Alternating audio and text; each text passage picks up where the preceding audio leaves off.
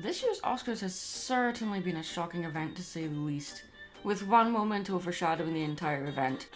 You all know what I'm talking about, and the less said about that moment, the better. I remember I used to look forward to the Oscars every year and watch it live when I lived in the UK, which meant staying up till 4 in the morning to watch the entire ceremony because time zones are a thing and should be illegal. So now that I'm living in the US, I looked forward to being able to watch the Oscars in real time for the first time. Oh boy, was my experience sullied. For those who work in the animation industry and those who are fans of it, this year's Oscars just felt like a slap in the face.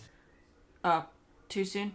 From one of the hosts, Amy Schumer, admitting to the entire audience and millions watching that she had not seen any of the nominated movies except Encanto because she has a toddler. I just want to congratulate all of you. During a raging pandemic, you made a movie. You know, I didn't see any of them. I didn't see them. But I have a toddler, so I just watched Encanto 190 times. And even the three actors presenting the Academy Award for Best Animated Feature relegated animation to be something that only kids enjoy and adults endure. The three of us have all had the privilege of bringing a beloved animated character to the live screen. I played Cinderella, Naomi was Princess Jasmine, and soon Hallie will join the club as Ariel in The Little Mermaid. Welcome, babe. Thank you, girls. Animated films make up some of our most formative movie experiences as kids. So many kids watch these movies over and over and over and over and over and over and over. I see some parents out there know exactly what we're talking about. The entire segment just felt like they were doing nothing but promoting the fact that there's going to be a live action Little Mermaid movie and one of the actors on stage was going to play Ariel. Funny how the network that was live streaming the Oscar ceremony is owned by Disney. Although let's be honest, remaking a movie that was already Oscar winning is kind of pointless, regardless if it's live action or not. So many kids watch these movies over and over and over and over and over and over and over. I see some parents out there know exactly what we're talking about. Or maybe the people that actually worked on these movies are actually really annoyed about what you're saying. Especially since you're about to hand them an Academy Award for it. But no, the Oscars should go to all the parents and guardians out there who have to endure kids watching animated movies because animated movies are apparently just for kids. Sadly, I no longer see the Oscars as the magical, glamorous window into a world full of talented people gathering under one roof to celebrate and recognise the artistic and technical merit in the film industry.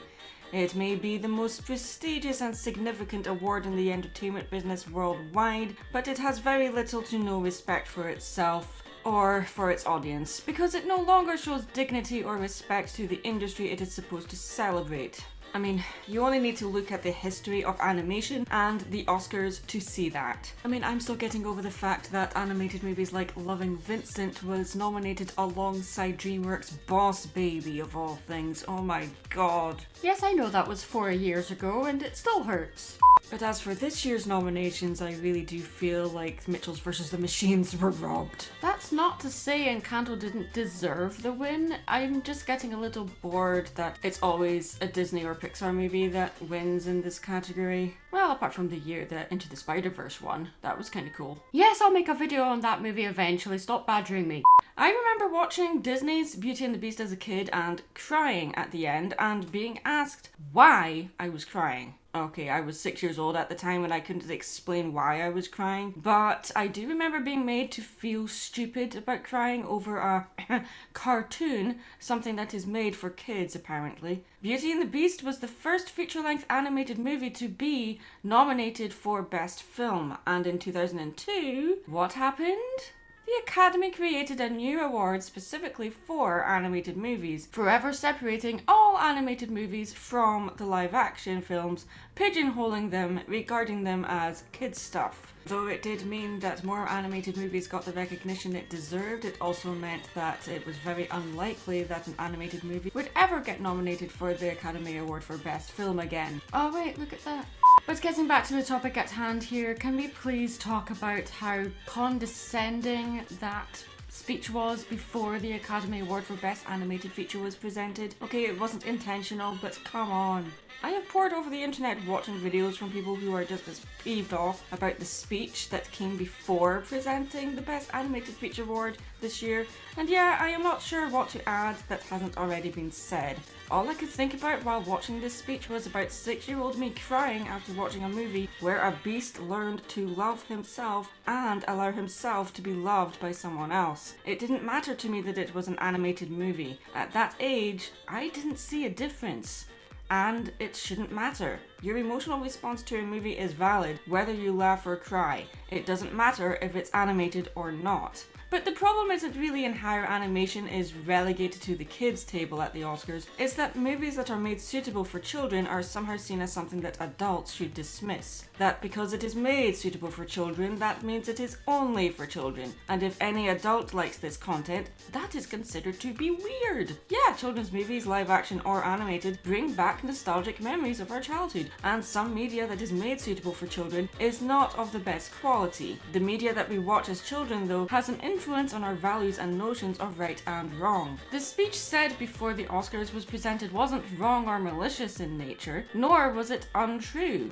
The characters we see in movies as children do have an impact on us and stay with us throughout our development. The problem is that the speech made it sound like all animated movies were just for kids, which is of course not true. I mean, even one of the movies nominated in this category, Flea, is definitely not suitable for children. So why was the speech beforehand so patronizing? Maybe because the 3 actors presenting the award were promoting the fact they had all been in live action adaptations of animated movies, and to me, didn't seem to have an understanding of the animation industry and were instead, yet again, pigeonholing animation as something only kids should enjoy. The fact that this was said on the stage that is meant to celebrate the arts is demeaning, especially when not all the animated movies nominated were suitable for a child to view. And even if a movie is made for kids, why does that automatically somehow make it a thing that must be endured? Is watching a movie with your kids really that unpleasant or difficult?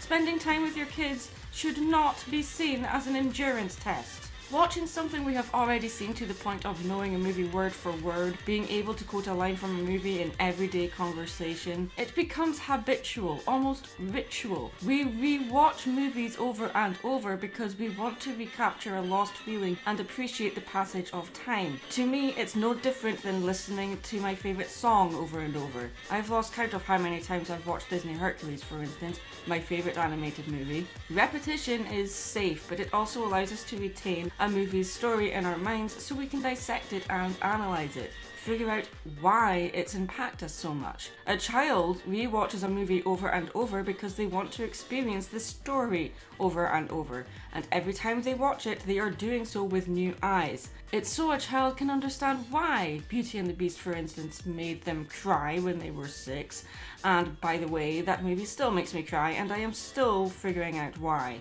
I'm not a mother yet, but when or if I become one, I cannot wait to share the moments watching movies together. Watching a child react to a story they've never seen before, form attachments to fictional characters that help to illustrate the obstacles they may have to face in life. It doesn't matter if it's live action or animated. And if they do watch the same movie over and over and over and over and over, so what? Adults do that too. These are pivotal moments. Sharing stories are a crucial part of a human's development. It's a privilege to be a part of that.